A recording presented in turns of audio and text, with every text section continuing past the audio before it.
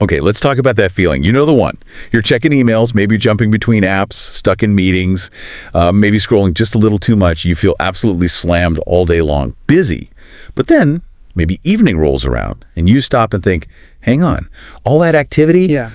Did I actually make real progress on anything important? Like, did I build something, solve something tricky, create, real value?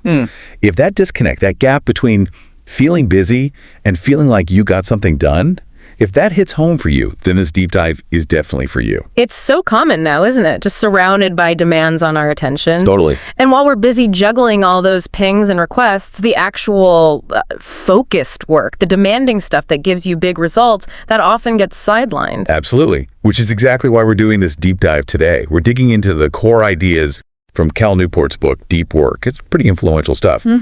Our mission here is really to pull out the key insights from the source material, how to actually cultivate intense focus and use it to, get ahead. And the source material we're using, it includes these adaptations for an American context. It layers in relatable situations, even pulling from the buzz of New York City life. Yeah, that helps ground it, makes it feel less abstract. It really does. Anchors these big ideas in something we recognize. So we're going to unpack 6 key ideas that came out of the source. We'll cover the what, the why, and importantly, the how. Got some practical tips, some stories to illustrate things. Yeah, think of it as kind of cutting through the noise, getting straight to the stuff you can actually use. Ready to maybe shift gears from just reacting all day to actually building and creating something. Let's do it. Okay.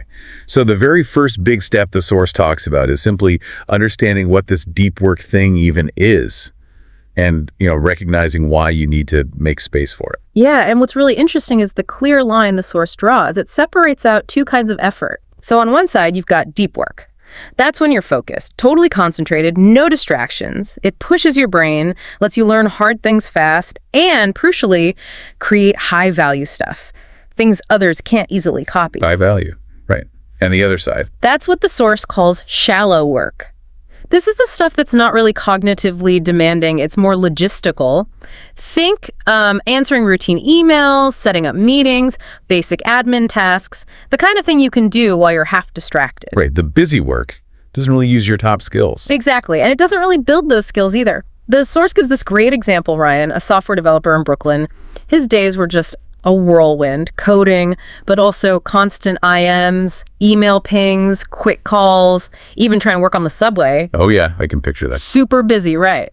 But he felt like he wasn't making real progress on the big, important coding challenges, just kind of drowning in the shallow stuff. That feeling of being pulled everywhere. So the insight here from the source is you got to flip that. Pretty much. If you want to do significant things, you have to identify the work that really moves the needle, the deep stuff, and then dedicate serious, uninterrupted time to it.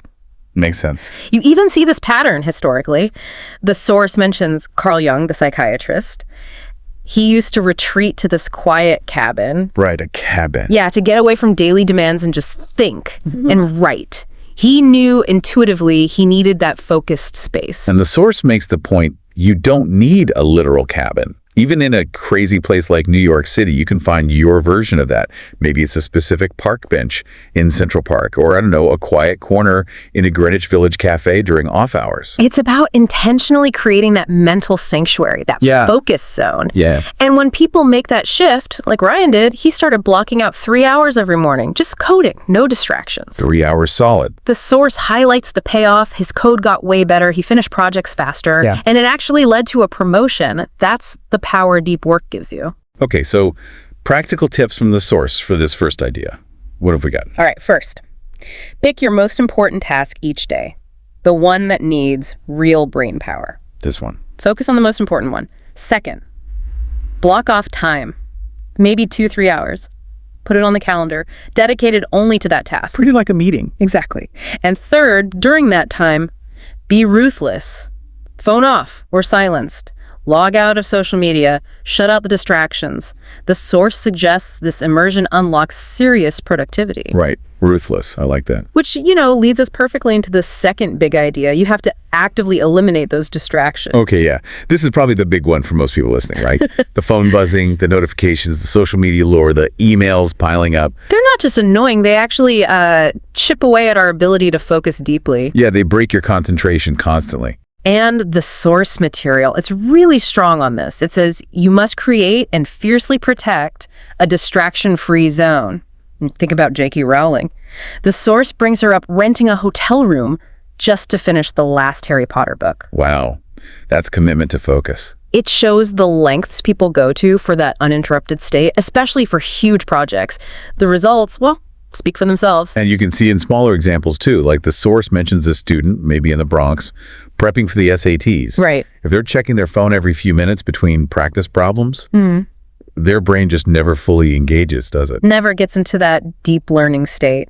But the source shows, just by silencing the phone, putting it away during study blocks, their scores went up significantly. It makes you wonder, doesn't it? Yeah. How much is that constant connectivity actually costing us in terms of quality work? That's the core question. Ryan, the developer we mentioned, he shared how hard it was at first. Every notification felt urgent. Yeah, the pull is strong. So he had to build stronger walls, literally putting his phone in another room sometimes, using website blockers on his computer during his deep work time. Taking active steps. Yes. And the source says, doing that, his focus improved tenfold. Tenfold. That's huge. It really shows how much those little interruptions derail us. It really does. So, practical tips from the source on fighting distractions. Okay, lay them on us. First, turn off all non-essential notifications. Phone, computer, emails, social media alerts, news, gone. Be brave. Cut the cord. Second, define that deep work time very clearly. And during that time, only the main task is allowed, nothing else. Stick to the plan. And third, if you find yourself really struggling with willpower, the source suggests tools, apps like Forest or Freedom that can actually block distracting sites and apps for you. Okay, so using tech to fight tech distractions, that makes sense. So that's handling the external stuff. But the source also emphasizes that deep work isn't just something you do, it's something you build, like a muscle. Exactly. Which brings us to the third idea. You need to create a consistent routine for it. A routine, okay? Yeah, the source argues scheduling deep work is more than just time management. It's about training your brain. When you consistently show up at, say, 8 a.m. every day ready to focus, your brain learns. It starts to switch into that deep concentration mode more easily. Like Pavlov's dog. Yeah. But for focusing. Sort of. It becomes a habit, less of a daily battle to get started. The source mentions Bill Gates, right? His famous Think Weeks. Yeah, he'd go off grid. Exactly. Retreats to a cabin with just reading material, dedicates himself completely to brainstorming strategic thinking, uninterrupted, that consistent, scheduled, deep thinking. The source connects it directly to Microsoft's big picture success. Okay, a week-long retreat might be tough for most people. Definitely.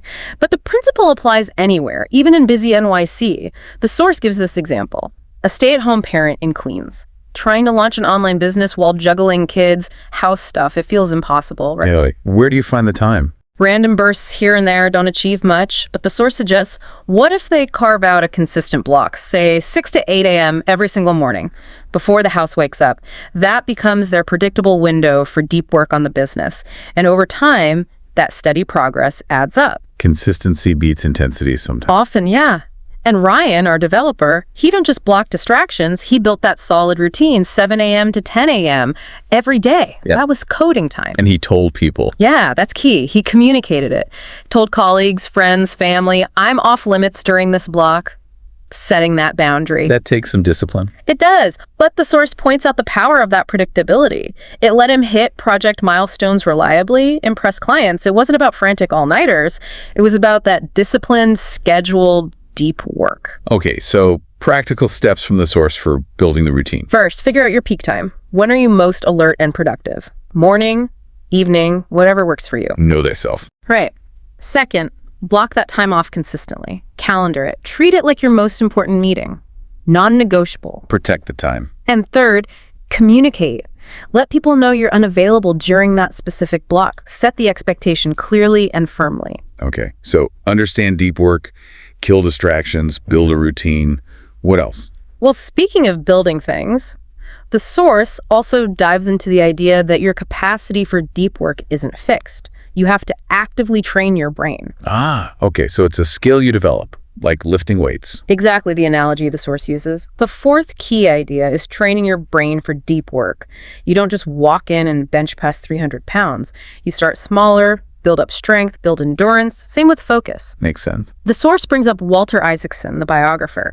Writing those incredibly detailed, long biographies, that takes serious, sustained focus for hours and hours. Yeah, definitely. And the point is, that wasn't just natural talent. He trained himself over his career to be able to concentrate like that. It was a deliberate practice, building mental stamina. So how does someone, say, in Manhattan, maybe a content creator, how do they train if their mind wanders after 15 minutes? Good question. The source suggests you don't just throw your hands up. You start where you are. Maybe commit to just 30 minutes of pure, focused work on scripting, let's say. No distractions. Start small. Yes. And then next week, try for 35 or 40 minutes. Consciously push the duration bit by bit. Over time, you build that capacity. Maybe you get to 2 hours straight, and the quality of the work improves dramatically. Gradual increase. Exactly. And Ryan, our developer again. The source says he admitted at first, even with no distractions, focusing hard on code for more than maybe 20 minutes was tough. Relatable. Very. But he deliberately added 5 or 10 minutes to his focus blocks each week. Systematically built up that mental endurance. Eventually, he could handle those 3-hour deep work sessions effectively. Okay, so the practical advice from the source on training. Start small. Manageable focus sessions, 20, maybe 30 minutes, totally dedicated to the deep task. Then, each week, consciously increase it, just by 5 or 10 minutes. Small increments add up. Patience and persistence. And the source also suggests things like meditation or mindfulness exercises. They can help improve your general ability to sustain attention, your baseline focus. Okay, that makes sense. Train the brain muscle. Right. And beyond the internal training, the source says your external setting, your physical surroundings, also play a huge role. The environment. Yeah, that seems obvious, but maybe overlooked. Definitely. That's the fifth core idea. Create the right environment for deep work. Trying to focus with the TV on, or roommates chatting nearby, or in a messy, chaotic space. It's just fighting an uphill battle. Yeah, your brain's constantly filtering that extra noise. Exactly. The source really stresses intentionally designing or choosing a space that helps you concentrate, that supports focus. Like Neil Gaiman. Didn't he have a special writing spot? Yeah, the famous garden shed. The source uses him as an example. He physically separated himself from the house, from potential distractions, created a dedicated, quiet zone just for writing. That physical boundary helps create a mental one. Gets you in the zone. Pretty much. Now, obviously, not everyone has space for a garden shed, especially, say, in New York. Right. Maybe a graphic designer in a small Williamsburg apartment. Noisy neighbors. Exactly. The source acknowledges that reality, but it suggests creative solutions. Can you set up the specific corner, keep it super minimalist, just the essentials? Or can you leverage outside spaces? Like a library. Yeah, a quiet floor at the public library, a university library if you could access one. Maybe find a cafe that's known for being quiet during certain hours. It's about being intentional. Finding or making your focus space. It's recognizing your environment is a tool. Ryan, the source tells us, he got this. He set up a specific coding nook in his apartment. Small, quiet, only for deep work. Maybe even put up a little do not disturb sign. A visual cue. Yeah, and the source indicates that simple environmental change helped him get into flow faster, work more creatively. The space really mattered. Okay, practical tips from the source on environment. Choose or make a quiet spot, specifically for deep work. Keep it separate from where you relax or do shallow tasks if you can. Keep it simple. Yes, minimalist. Only what you absolutely need for the task at hand. Clutter is distraction. True. And if home just isn't cutting it too loud, too many interruptions, the source says, actively seek out those alternatives. Library, quiet cafe, co-working space maybe. Be proactive about finding the right place. Got it. Okay, that's 5. What's the last big idea? The last one is maybe the most powerful motivator. It's about connecting all this effort back to the big picture. The why. Exactly. The 6th idea is tie your deep work directly to your goals. The force argues deep work is most effective, most sustainable, when you clearly see how it helps you achieve your biggest aspirations, your career ambitions, personal projects, your dreams. So it's not just about being productive for productivity's sake. Not at all. It's about being powerfully effective on the specific things that will get you where you ultimately want to go. deep work becomes the engine driving you towards those significant goals. That's motivating. It really is. The source uses Elon Musk as a high-profile example. His intense focus, applying deep work to solve huge technical and business problems at Tesla, at SpaceX. Right, tackling massive challenges. And the source presents that ability to concentrate so deeply as fundamental to his success, to innovating and hitting those incredibly ambitious targets. Okay, maybe bring that down to earth a bit. NYC context. Sure. The source imagines, say, a startup founder in Silicon Alley. They've got this amazing app idea, big vision. Yeah. But turning that vision into code, into a pitch deck that gets funding, into something people actually use, that takes massive focused effort. So dedicating deep work hours specifically to writing the core algorithm, or perfecting that investor pitch, or figuring out a complex user acquisition strategy. That's the work that makes the dream real. That's what the source suggests. That concentrated effort is the catalyst. Or think about a student aiming for, like, an Ivy League school. High stakes. Yeah, just wanting it isn't enough. The source shows how consistent, focused study, maybe 3 hours a day, distraction-free, really wrestling with advanced math or tough science problems, that is the concrete path to making that goal possible. The deep work is the path. Precisely. And Ryan, back to our developer one last time. His deep work wasn't random. His goal, the source tells us, was to become a top developer. Okay. So he tied his deep work sessions to that goal. He chose to focus on the hardest coding challenges, learn complex new frameworks. That focused effort directly led to him building a major app, showcasing his skills and advancing his career. It was purposeful. So the practical steps here for connecting deep work to goals. First, get clear. Write down your biggest, most important long-term goal. Make it inspiring. Put it on paper. Yeah. Second, break it down. What are the smaller, concrete steps or milestones to get there? Make it manageable. Exactly. And third, this is crucial, before each deep work session, know exactly which one of those steps you're working on. Make sure every session is a deliberate move towards that bigger vision. Connect the daily effort to the dream. Because, yeah, ultimately, deep work isn't just about being busy. It's about using your best energy to build the future you actually want. Wow. Okay, that's a lot to chew on. Let's do a quick recap of those 6 ideas from Cal Newport's deep work based on the source material we've looked at. Sounds good. First, really understanding deep work versus shallow work, knowing the difference. Right. Then, number 2, ruthlessly eliminating those distractions that pull you away. Third, building a consistent routine so deep work becomes a habit. Fourth, actively training your brain, like a muscle, to improve your focus endurance. Fifth, crafting the right physical environment that supports concentration. And finally, 6th, consciously connecting your deep work sessions to your biggest goals and aspirations. Taken together, these principles drawn from the source really seem like a roadmap, right? A way out of that feeling of being busy, but not effective. Absolutely. It's a framework for reclaiming your focus, directing your mental energy where it counts most, for your career, for your personal life. And the cool thing is, like Ryan's story showed, you don't have to do everything at once. You can start small. Definitely. Maybe tonight, just take a couple of minutes. Write down the most important thing you need to focus on tomorrow, the task that needs real thought. Yeah, just identify it. Then tomorrow, just try one thing. Maybe silence your phone for an hour while you work on it, or find a quiet corner, or just schedule that first 30-minute block. Small steps build momentum. Exactly.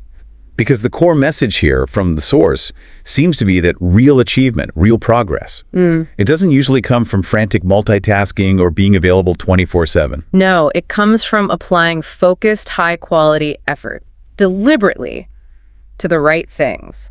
Which kind of leaves us with a final thought to ponder, doesn't it? Building on what we've discussed from the source. Go for it. If your biggest goals, your dreams, really depend on this kind of focused, deep work, what might you be missing out on right now? What important things might be left undone because your time and energy are getting eaten up by the shallow stuff, by distractions? And maybe more importantly, what's one small deliberate step you could take, maybe even today, to start shifting your focus towards the work that truly matters most for you?